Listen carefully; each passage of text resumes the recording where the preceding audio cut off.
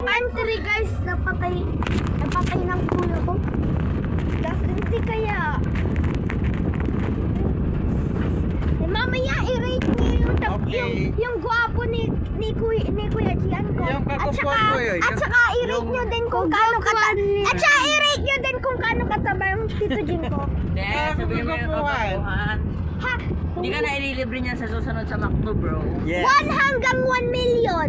Yung kapugihan. Yung sa'yo, kapugihan. Ako. Ito, kapugihan. Yes. Ang taba. Yes! Tapos ito, Kasi alam mo bakit? tapos ito, Alam mo super... kung bakit mayaman ka sa bahay? Bakit? Di ba si Lolo Peps mataba? Si Tito Jeng mataba.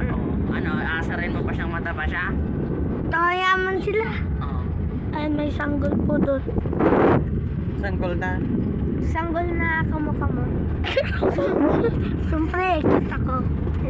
Siyempre, asawa ka ng lalaking nun. Ay, akala ko ibon yun na black. Grabe nagmamoy siya, bro. Akala ko ibon yun na black. Yung black na... Iyo ay! Tricycle alert! Tricycle na pangit alert. Ooh. Abas! Bali! Yung sanggol. No, wala lamay! Wala lamay!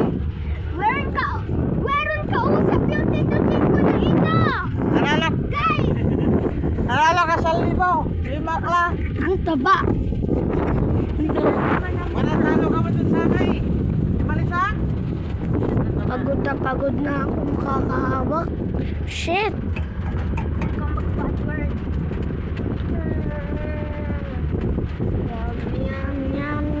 Yummy! Titaan po namin yan. Malapit na po kami. Kumain ka! Bye! Super lapit na po namin. And yun na lang po. Oh. Bando! Yan, dyan na po. Dyan na po kami. Yan, yan na po yung bahay namin. Pasensya na po kayo. Di po kami mayaman. Di po kami mayaman. Yan po yung bahay namin. So, kikita nyo po yan.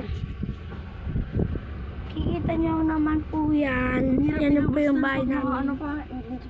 Yes ka dyan. Walang sakayan yan na, kaya mahirap. Hindi, totoo, ang bigat. Walang sakayan. Gamit yun. Ipa 10 minutes muna natin para ikat po. O yan, tapos na. Cut na.